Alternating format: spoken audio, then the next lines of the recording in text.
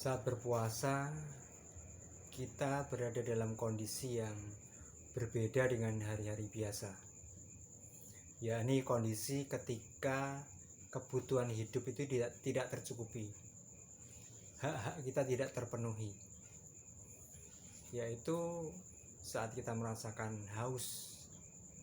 Mestinya haus itu kita dapat minum, lapar mestinya kita dapat makan, tetapi itu tidak kita dapatkan.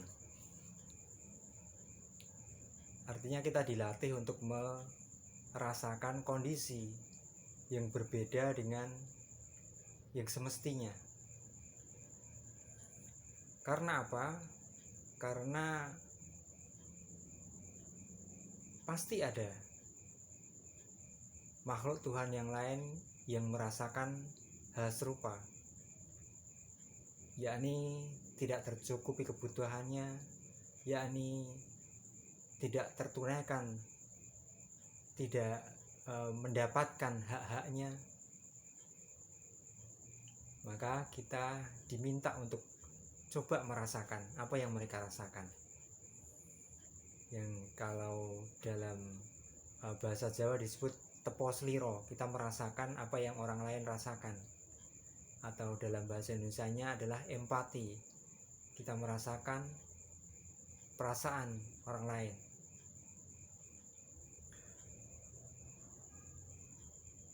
Ada orang yang mungkin kekurangan makanan, kekurangan kebutuhan hidupnya, yang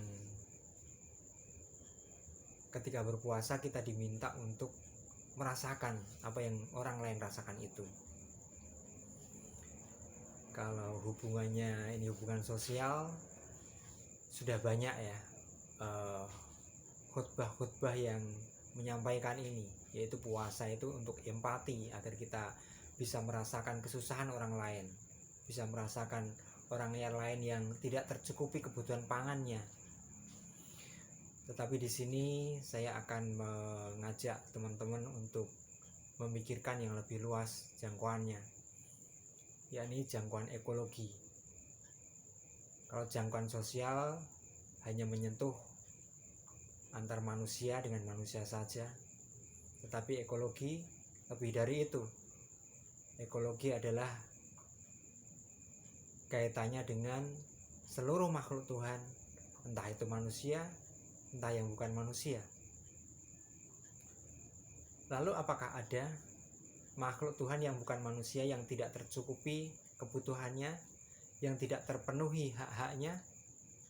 Pasti ada. Dan malah sangat mungkin, dan secara empirik ini ya terbukti, kita ngerti sendiri bahwa yang merampas hak-hak makhluk Tuhan yang lain itu adalah kita manusia. Nah, di dalam Ramadan ini, saat kita berpuasa, kita diingatkan oleh Tuhan bahwa kita harus merasakan apa yang makhluk Tuhan lain itu rasakan. Kita harus merasakan yang dirasakan oleh makhluk Tuhan yang kita rampas haknya. Contohnya, ruang hidup bagi burung. Burung, mereka hidup nyaman, hidup tenteram, hidup tercukupi kebutuhannya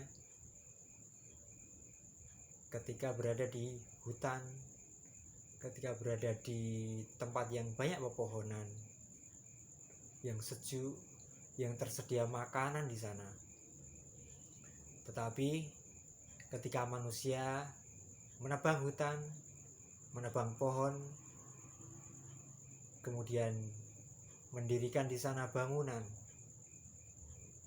yang pohonnya hampir semua habis atau masih ya tersisa 1-2, berkurangnya sangat drastis, maka burung itu menjadi tidak tercukupi haknya. Nah, ketika Ramadan, Tuhan meminta kita untuk merasakan apa yang burung itu rasakan. Misalnya lagi tumbuhan, ketika kita menanam bunga di halaman, lalu kemarau tiba dan kita nggak sempat untuk tidak menyempatkan diri untuk menyiramnya. Yang saya sendiri juga mengalami hal itu, dan saya sedih ketika saya punya banyak tanaman tetapi tidak bisa merawatnya, ketika kekeringan terjadi dan tanaman itu banyak yang mati, itu menyedihkan. Nah, ketika Ramadan kita itu diminta oleh Tuhan untuk merasakan apa yang tumbuhan itu rasakan. Kita haus, kita lapar,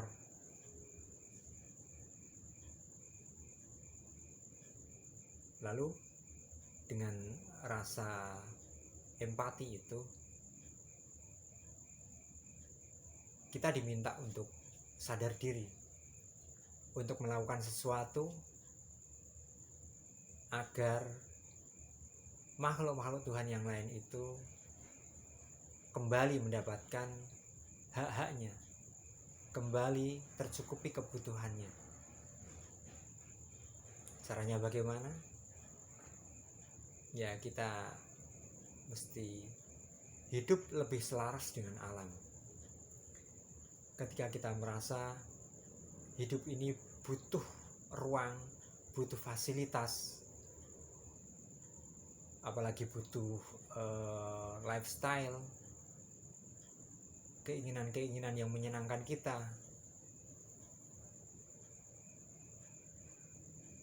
yang itu ternyata banyak mengorbankan hak-hak makhluk Tuhan yang lain.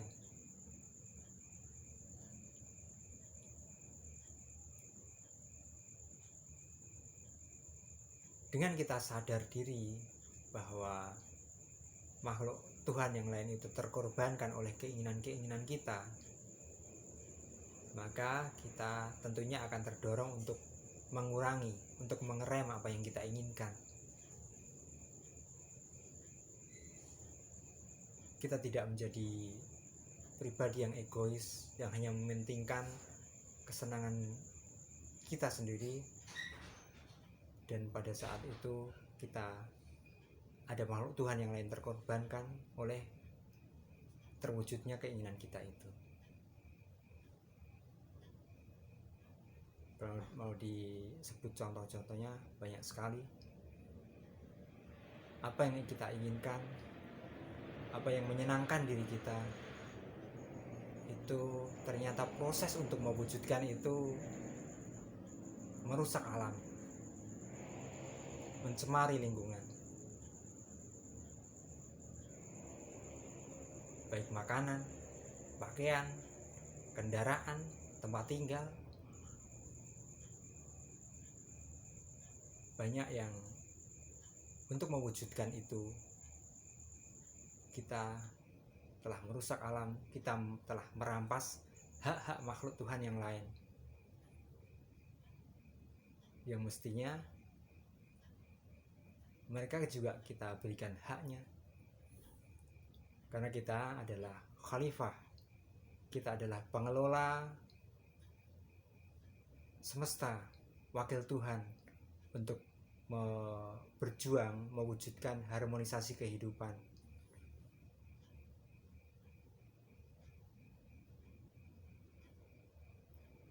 Nah, di Ramadan ini saya mengajak diri saya dan juga teman-teman semua untuk cobalah merenung. Kalau kita menginginkan sesuatu ya untuk kesenangan kita, bagaimana proses terwujudnya itu? Cobalah untuk kita pikirkan. Pakaian misalnya, Ramadan, setelah itu Lebaran. Di akhir Ramadan menjelang Lebaran, tradisi kita adalah belanja pakaian baru. Untuk memenuhi pakaian baru kita itu bagaimana prosesnya? Panjang ceritanya. Pakaian dari kapas ditanam, kapas itu membutuhkan air yang banyak, dan yang ada saat ini kapas itu untuk budidayanya membutuhkan pupuk dan pestisida yang tinggi. Itu dari penanamannya. Kalau itu dari kapas, kalau dari sintetis udah beda lagi. Lalu prosesnya ketika pembuatan, saat pewarnaan misalnya, pabrik-pabrik tekstil membuang limbahnya ke sungai. Dulu pernah saya ceritakan, ada sungai di dekat pabrik waktu saya PKL, waktu masih sekolah. Itu setiap hari airnya ganti warna, kadang merah, ungu, biru, ya tergantung pabrik membuang warna apa di situ. Ikan-ikan, binatang-binatang air yang ada di sungai itu membutuhkan ruang hidup yang sehat. Itu kebutuhan mereka, itu hak mereka. Tetapi untuk memenuhi kebutuhan pakaian kita harus mengorbankan mereka. Hak mereka kita rampas.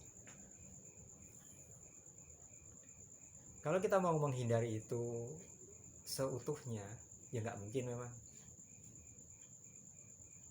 Kecuali kita benar-benar hidup yang primitif, yang menyendiri.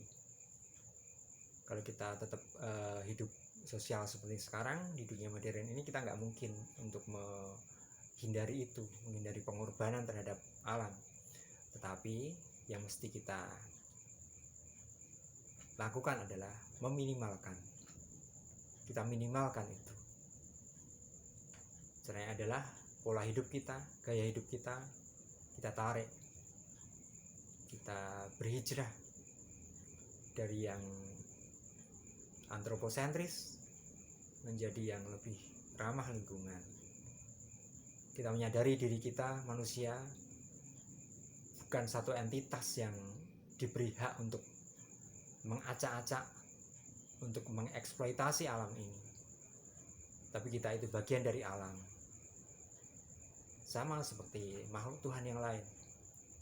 Cuma kita diberi kelebihan, kita diberi wewenang, kita diberi amanah sebagai khalifah, sebagai penjaga, bukan sebagai perampas. Itu yang mesti kita sadari. Dan mari di Ramadan ini kita berbenah untuk ke depan memiliki pola hidup dan gaya hidup yang lebih selaras dengan alam, yang itu tidak merugikan kita. Kita akan beruntung dengan kita menjaga alam. Alam akan punya imbal balik secara logis, secara sunatullah kepada kita. Udara yang tidak kita kotori akan menjadi udara sehat yang akan kita hirup juga. Makanan yang kita budidayakan dengan baik akan memberikan kesehatan kepada kita. Air yang kita jaga, kita minum, akan menyehatkan kita. Tanah dan juga iklim dan lain sebagainya. Kalau kita baik kepada alam, alam pun baik kepada kita. Jadi kita tidak akan rugi untuk mengerem keinginan kita. Justru kita akan mendapatkan kenyamanan hidup dan kemuliaan di hadapan Tuhan, insya Allah. Terima kasih.